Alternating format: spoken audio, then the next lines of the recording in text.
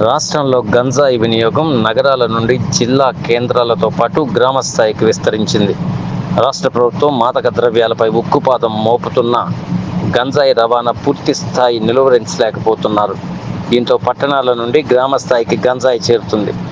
గంజాయి అక్రమ రవాణాపై నిఘా పెట్టిన జిల్లా పోలీసు యంత్రాంగం పలు చోట్ల సోదాలు నిర్వహించి గంజాయి ముఠా ఆట కట్టించారు.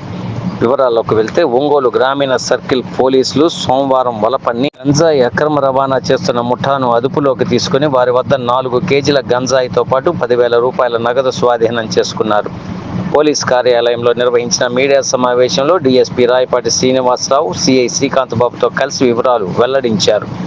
ఈ కేసులో మొత్తం 12 మంది నిందితులను అదుపులో తీసుకున్నట్లు, వీరు ఒరిస్సా రాష్ట్రానికి చెందినవారు, మద్దిపాడు మండలంలో ఉన్నట్లు డీఎస్పీ తెలిపారు. అక్కడి నుండి తీసుకువచ్చి జిల్లాలో గంజాయి వ్యాపారం విస్తరించినట్లు డీఎస్పీ తెలిపారు. నిందితులను కోర్టుకు హాజరుపరుస్తున్నట్లు వెల్లడించారు. మాదక ద్రవ్యాల విషయంలో జిల్లా పోలీసు యంత్రాంగం మరింత కట్టుదిట్టమైన ఏర్పాట్లు చేసిందని, గంజాయిని ఎవరైనా వినియోగించినా విక్రయించినా కఠిన చర్యలు ఉంటాయని డీఎస్పీ శ్రీనివాసరావు హెచ్చరించారు.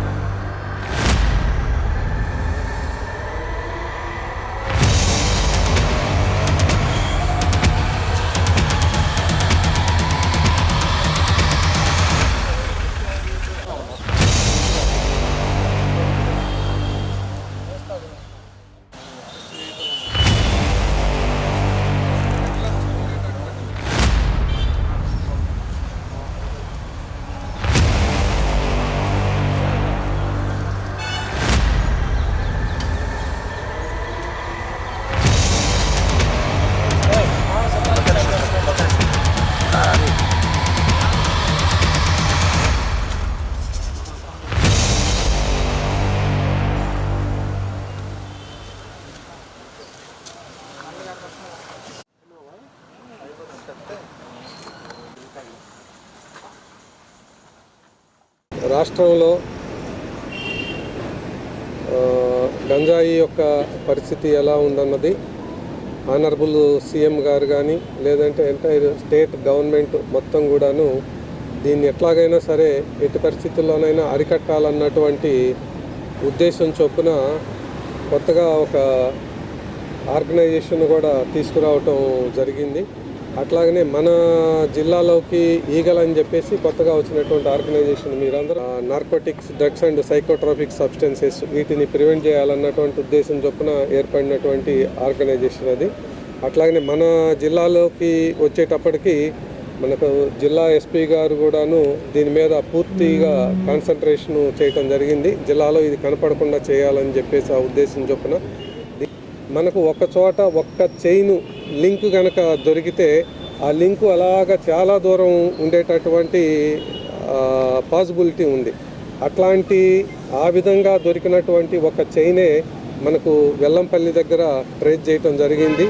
ఆ లింకు ద్వారా పట్టుకున్నటువంటి మొత్తం మంది ఇప్పుడు మీరందరూ చూశారు. ఆ లింక్లో దొరికినటువంటి వాళ్ళే ఈరోజు మనకు ఉన్నటువంటి 12 మంది కూడా. ఇది ఒక లింక్. ఇట్లా లింక్స్ ఇంకా వేరే ప్లేసెస్లో కూడా ఉండే అవకాశం ఉంది. దాని మీద కూడా మాకు సమాచారం ఉంది. అట్లాగని ఈ లింక్స్ అన్నీ కూడాను బ్రేక్ చేస్తే టోటల్గా మన జిల్లాలో నుంచి దీన్ని ఎరాడికేట్ చేయగలిగేటటువంటి పరిస్థితి వస్తుంది. ఈ ప్రయత్నాల్లోనే దొరికినటువంటి ఒక లింకు ఈరోజు వెల్లంపల్లి దగ్గర దొరికింది. మీ అందరికీ చెప్పేది అదే. అది ప్రశాంత్ కుమార్ సాహు అని చెప్పేసి ఇతను, తర్వాత అతను అసిస్టెంట్ ఇంకొక అతను ఉన్నాడు బెహ్రా అని చెప్పేసి, సునీల్ బెహ్రా. వీళ్ళిద్దరూ కూడాను ఒరిస్సా స్టేటు మనకు వెల్లంపల్లిలో ఉంటూ వీళ్ళు స్పిన్నింగ్ మిల్లులో పనిచేస్తూ ఉండేవాళ్ళు.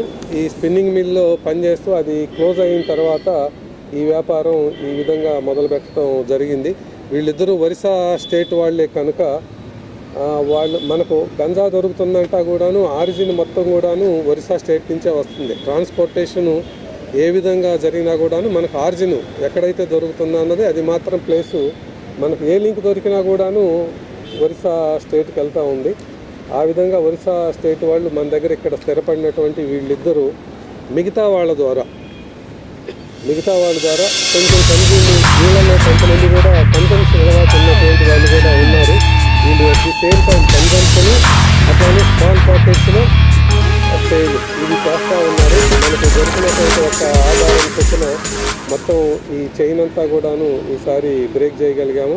అట్లానే మిగతా టౌన్లో కానీ మిగతా మన ప్లేసెస్లో కానీ ఏదైనా లింకు కనుక దొరికితే మిగతా అన్ని చైన్స్ కూడా ఈ విధంగా బ్రేక్ చేసి జిల్లాలో దాన్ని లేకుండా చేయాలన్నటువంటి ఒక పోలీస్ శాఖ ఎస్పీ గారి ఆధ్వర్యంలో ఒక దృఢ సంకల్పంతో ఉంది. అది కూడాను త్వరలో మిగతా చైన్స్ కూడా చేరిస్తామని చెప్పేసి మీకు తెలియజేస్తూ ఉన్నాను.